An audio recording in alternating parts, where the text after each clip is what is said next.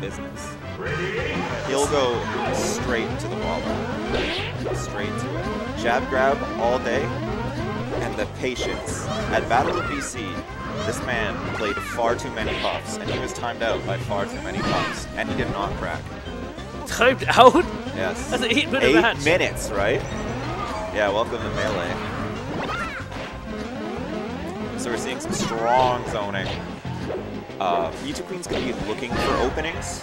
Right. And Fauxhebro's going to be chilling. No pun. He's got projectiles to zone, and mistakes lead to grabs. Grabs lead to good times for the Ice Climbers, bad times for Marth. Mew2Queen needs to become grounded and get those disjointed sword hurt boxes and try and disrupt the unity of the climbers. United they stand, divided they fall. It's pretty simple, unless you're good with Sopo. Which I hear Fauxhebro is quite good with. I'd imagine so. Still got a good wave dash, good down smash. He's just lacking in range and aerial mobility. Now, with that said, I think she's going after the shield. I think she's looking for that shield break. But, oh, that was juicy. But oh, they're both so low right now. Looking like a freezy on a hot day right now. Yeah. So you don't want to approach when that blizzard is out. You need to wait for the recovery frames from it, and you need to predict the desyncs, which is really difficult, especially when you're not an Ice Climbers player, which is why I assume most players don't do it. They kind of rush in, get grabbed, get wobbled. Yep. Yeah. There's a lot of counterplay to these characters in particular, because as you can see, they're very atypical. AI-controlled character, takes input 6 frames after the main character. 2 shields, messes with the shield stun of every attack, can throw off your L cancel timing, and of course the grab. The grab that everyone knows. Now with that said, looks like Mew2Queen was just able to take out Nana, so all that's left is Popo right now.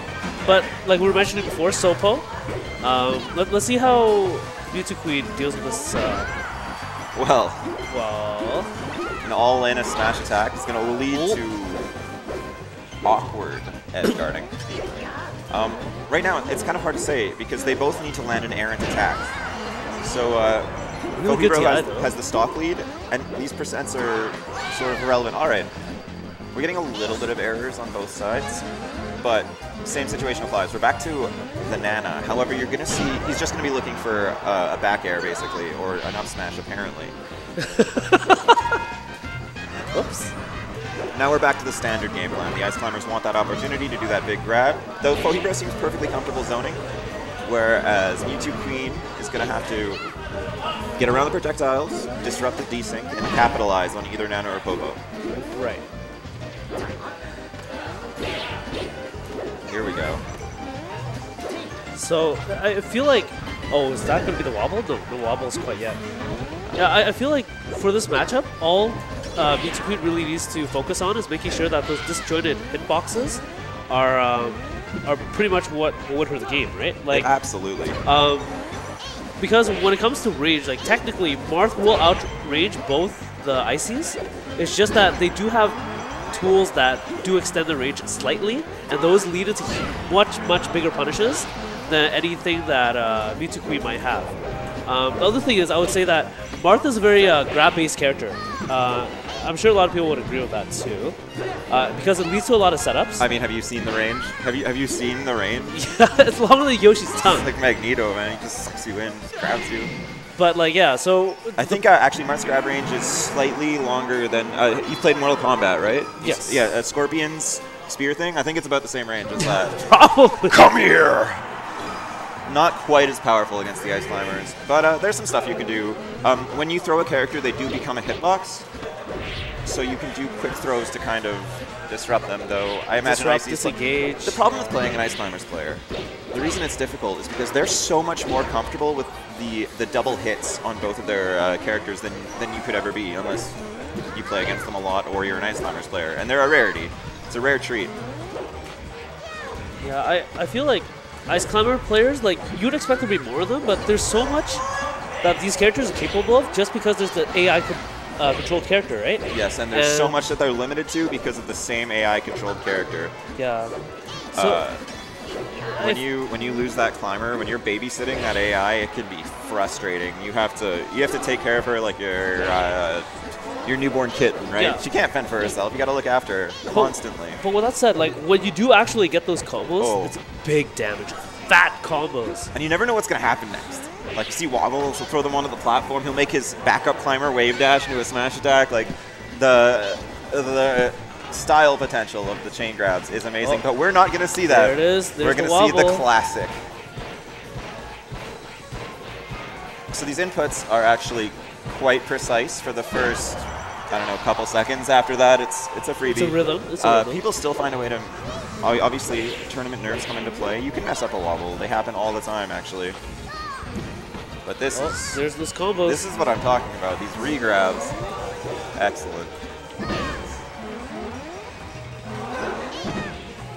So Mew2Queen isn't panicking. She's not running in. She's trying to keep her space, and she's respecting the space, which is good.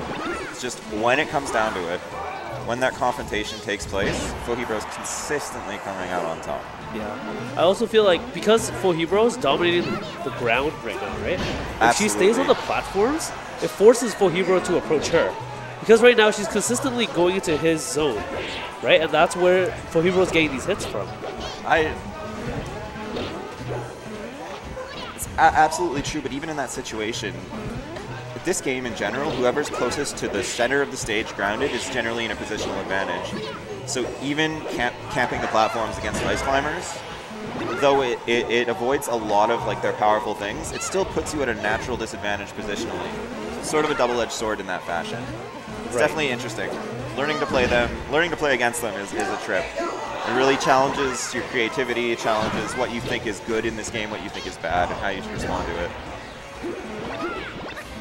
If any of these icicles hit, and even if they don't, apparently. So we have a comfortable lead, we have the threat of wobble. We're not going through the PR, are we? This echo in my headphones? It's not. I can hear that too. Yeah. Oh well, I don't think it's in the venue. Alright, unlikely but not undoable to take these two stocks. I mean, all it takes is one gimp. What I always say with myself when I'm in these situations, right? All it takes is one with gimp. Samus? Yeah. Yeah. Oh, we played a VSP. That was good. I was Ganon. Oh yeah. Yeah, that was good. Yeah. So like, I always say in these situations, like you can't really give up because all it takes is one gimp or one SD on their end, right? Yeah. And after that, you play it clean and you win. Yeah, there are a lot of SDs in this game. Right? And look, just like that, like she's already pulling it back slightly. Ooh. As long as she doesn't take too much damage, it's definitely doable. He didn't answer back either on that Nana punish. Oh, there it is. Target switch doesn't pay out.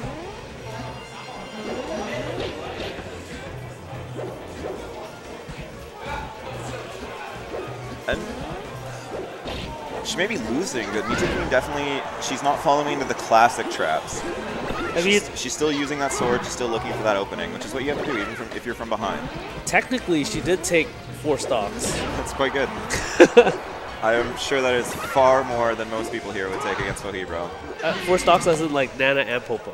Oh, T2? Okay, but what happens if Popo dies and Nana's still around? She disappears. Yeah, she doesn't like explode or nothing. Yeah, is that a stock?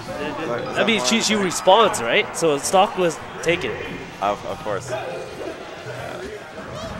All right, so we're going into round 3. We're going straight back to Battlefield. I don't know about this. I don't know how I feel about going straight back to Battlefield. So she's choosing to ignore the obstacle course instead of navigating it. Those blizzards and those ice blocks. The thing is, this doesn't give her many opportunities to, like we were saying in the beginning, use those fair swings. Use those, swing your stick, Nana's a pinata. Hit her, candy pops out. Oh, and reverse too. That was pretty good looking. Oh, that's gonna be the stock. So quick stock by Fauxhebro. Early, but it's more of the same, you know. When you're playing the ice climbers, you got to storm their fortress. They have 4 stocks, they have 3 stocks. There's what it is.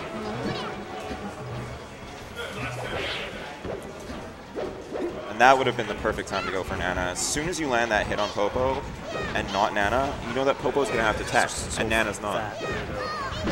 Oh, what? Vanished. God. Done. I felt that. Oh, felt that in my soul. I actually played these characters back in 2010.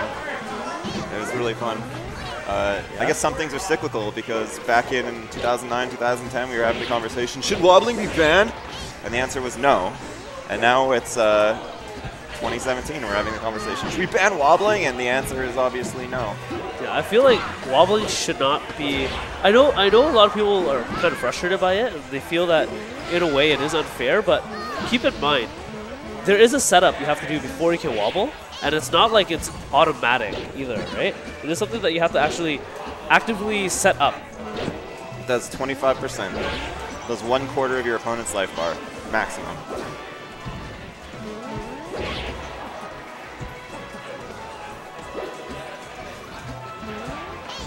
Hitting it.